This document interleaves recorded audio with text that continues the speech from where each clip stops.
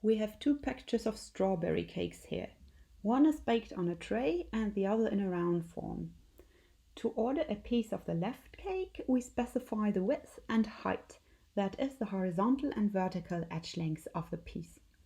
For round cakes, we choose the diameter of the cake and then give the angle between the cuts. Naturally, we use different coordinate systems here. Cartesian, that is x and y coordinates for the cake on the tray, and polar coordinates, that is the radius and angle for the round cake. We're using the symmetries of the cakes, and the description of the pieces is much more natural and easier in one coordinate system than the other. Of course, one can also describe both pieces and both coordinates. The change between them is a function which is called coordinate transformation. Coordinates describe a point of a space with respect to a basis. Without knowing the basis, coordinates are meaningless. This video quickly recalls bases, coordinates, and transformations between different Cartesian bases, that is, different choices of coordinate systems x and y from linear algebra. The second movie is about the new content, non-Cartesian coordinate systems such as polar coordinates. All of the following is a reminder from linear algebra. A basis B of Rn is a set of vectors b1, b2, b3 and so on until bn, so n basis vectors for an n-dimensional space, such that every point v in Rn is expressed as a unique linear combination of the basis vectors. That is, there's one and only one way to choose factors x1, x2 up to xn, such that v can be written as x1 times the first basis vector plus x2 times the second basis vector up to plus xn times the nth basis vector. Therefore, as long as we know the basis and the order of the basis vectors, it is sufficient to know the factors to recover the vector v. The vector with the factors x1 to xn is a coordinate vector of v with respect to the basis b. If we choose another basis, then the coordinate vector of v changes. Let's do an example. Here we have R2 with two coordinate systems of R2 called a and b. On the left, the b basis, so we have the two basis vectors b1 and b2 written in red. And to get the coordinates, we see what is a linear combination of the basis vectors to describe this vector. So for b1, we have 1 times b1 plus 0 times b2. That is, the coordinate vector of b1 is 1, 0. For b2, we have 0 times b1 plus 1 times b2. The coordinates of b2 are 0, 1. That's always the case for the basis vectors. In a given basis, the coordinate vectors of the basis vectors are the ones with 0 everywhere and the 1 for the how many basis vector we have. On the right, we have a different basis given, which is a1 and a2. And again, a1 is 1 times a1 plus 0 times a2, so the coordinates are 1 and 0, and for a2 it's 0 and 1 in the coordinate system of A. Now let's add another point, so V, and drawn in the B coordinate system we see that V is 1 times the first basis vector of B plus 2 times the second basis vector of the B basis, so the coordinates of V in the B coordinate systems are 1, 2. Choosing another basis of R2, I can express the basis vectors of one basis in the other basis. To have an example, let's say A1 and A2 are drawn in the coordinate system of B on the left. Then the coordinate vectors of A1 in the B basis are minus 1, 0, because it's minus 1 times B1 plus 0 times B2. And A2 has coordinate vectors 0, 2. That already shows us that the coordinate vectors really depend on the basis, because in the A basis, A1 had 1, 0 as coordinate vector, and now in the B basis it has minus 1, 0 as coordinate vectors. Other way around, what about the vectors of the basis B in the A coordinate system? Well, we know A1 and B1 are related to each other with a minus 1. Otherwise they go in the same direction. So B1 is minus 1 A1 plus 0 times A2. So the coordinates of B1 in the A system are minus 1, 0. And if A2 is twice the B2 vector, the B2 vector with respect to the A2 vector is a half. We have B2 is 0 times A1 plus a half A2, and we have 0, a half as coordinates for the B2 vector in the A coordinate system. Same game for V. The V we said had coordinates 1, 2 in the B coordinate system, and now we already have coordinates of B1 and B2 in the A coordinate system. So here it should have coordinates. What is B1 coordinate? -1, 0. So it should have a -1 there. And it was twice in the B2 direction. So this is twice in B2 direction in the A system is exactly once in the A2 direction in the A coordinate system. So it is -1 A1 plus 1 times A2. And that gives the coordinates of V in the A coordinate system are -1, 1. Okay, we can do that for each point in R2. Describe it in the B coordinate system and describe it in the A coordinate system.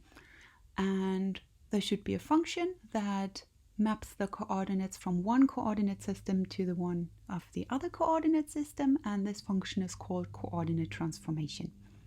So here I call it T for transformation from the basis B to the basis A, and that should map the point A2 to the coordinate vector -1, 1. This was our vector V. It should map 1, 0 to -1, 0.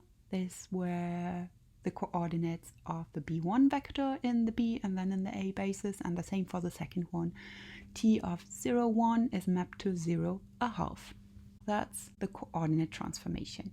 In linear algebra, this is what you looked at. Different bases that give different coordinate systems here. Where all the bases are Cartesian, you just choose different linear independent vectors of R2 or in general of Rn as a basis. And these transformations are linear.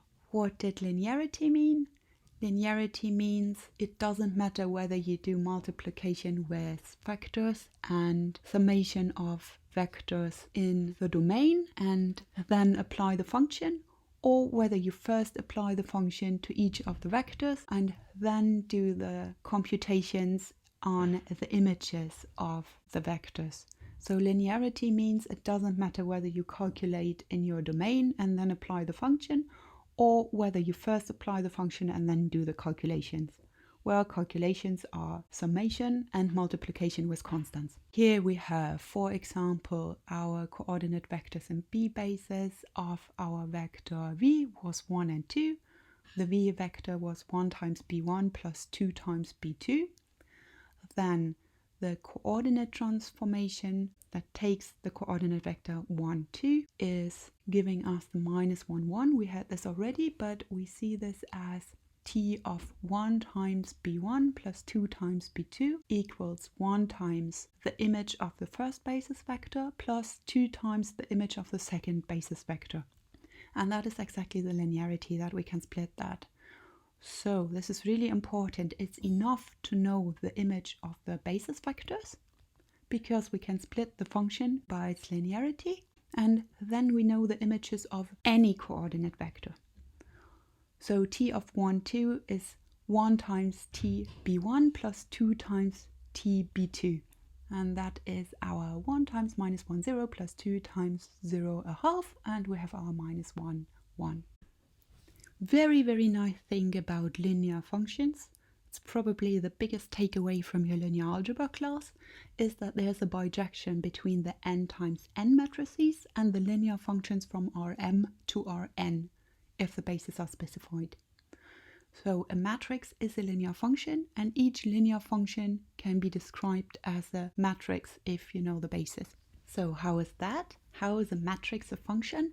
Well, of course, a matrix itself is not a function, but multiplication of a coordinate vector with the matrix is a function. That is, if you write a coordinate vector of your domain, the Rm, right next to your n times m matrix, then you have multiplication defined, and what you get is an n vector. That is the image. mean if you multiply a m coordinate vector with n times m matrix, you get an n-dimensional vector, and that's nothing else than a function that takes the m vector and gives the n vector, right? So what is matrix multiplication doing? Here's an example of a 2 times 2 matrix. So that takes a vector with 2 entries and gives a vector with 2 entries. That means the multiplication with a matrix is a function from R2 to R2. And how is it doing it? This is how you hopefully remember multiplication with matrices. x1 times the first entry plus x2 times the t12 entry is the first coordinate of the new vector, and x1 times the t21 entry plus x2 times the t22 entry is the second entry of the new vector. And now look at what I wrote down in this image. Once in ball pen you have the general case, and in pencil you have the entries for this example where the coordinate vector is 1, 2, our v, and the -1, 0, the first column of the matrix, is the coordinate vector of the image of b1 in the A basis, and 0.5 is the coordinate vector of the image of b2 in A basis. And the matrix multiplication is exactly doing what we have above. It gives us x1 times the -1, 0 plus x2 times the 0.5. Please, if you can't remember that from linear algebra, or if it's not completely clear in your head, spend some time on this slide to see that the columns of the matrix are the images of the basis vectors under the function, and we get the image of any vector by the matrix multiplication with its coordinate vectors in the domain with the matrix that has the images of the basis vectors in the columns. So far so good. Let's look at areas. On the left, the area given by the vector 1, 0 and 0, 1, we would say it has area 1, and that's drawn in red. If we map that with a coordinate transformation to the right, the area is still red, but it has value 1/2 in this coordinate system. Same for the area that is spanned by the vectors of the A coordinate system. This would be 1 in the right, and it's 2 in the left coordinate system. So both times we have a factor of 1/2 when going to the right, and actually, since the order of the first and second coordinate vector changed, we have a -1/2. I'm sure you also know from linear algebra how to compute the area that is spanned by 2 vectors. So here the area A is spanned by the vector v and w, given in the coordinates vx coordinate, vy coordinate, and wx and wy coordinate with respect to whatever coordinate system we have here, so with respect to a basis. Then the area spanned by these vectors is given as the determinant of the matrix whose columns are the coordinate vectors of v and w. If the determinant is negative, it means that the order of the vectors is the other way around. So if we first write the w vector in the first column and the v coordinates in the second, we would get the same with a minus. So let's see for a basis, if we write the coordinates of the basis vectors, it's 1, 0 and 0, 1, then the determinant is 1. That's the area spanned by basis vectors, always 1. Now, the determinant of the matrix that corresponds to our coordinate transformation is, okay, what is this matrix? This matrix, as always for linear function, has in the n column the coordinates of the image of the n's basis vector of the domain. So -1, 0 was the image of the b1 vector, and 0.5 was the image of the b2 vector. So this was our transformation matrix, and the determinant of that is -1 times 1/2 is -1/2. And that's exactly the area that is spanned by the image of the basis vectors. Okay, let's check that the other way around that also works. The transformation matrix from A basis to B basis is the inverse of the function from B basis to A basis, and that is also, you have seen that in linear algebra, I'm sure, given by multiplying with the inverse of the T matrix. That is the inverse of the -1, 0, 0.5 matrix is -1, 0, 0, 2. Or thinking again in function terms, the pre-image of the A1 vector now in the B basis was minus 1, 0, and the pre-image of the A2 vector was 0, 2. So these are, as they should be, the columns of the matrix, and then the determinant of that is minus 2. This is exactly what we had in the picture. Again, the same thing as the summary. To change the coordinates v1, v2 of a vector v that is given into the B basis to coordinates in the A basis, multiply the coordinate vector of the B basis with the transformation matrix T. So the vector in the coordinates with respect to the A basis is obtained from T times the coordinate vector in the B basis, and the transformation matrix T you get by writing the coordinates of the basis vectors of the B basis given in the A basis as its columns. So the first column is the image of 1, 0, the second the image of 0, 1. If we were in 3 dimensions, the first column would be the image of 1, 0, 0, the second column would be the image of 0, 1, 0, and the third would be the image of the third basis vector 0, 0, 1. And the change of the area that is caused by this transformation is given by the determinant of this matrix.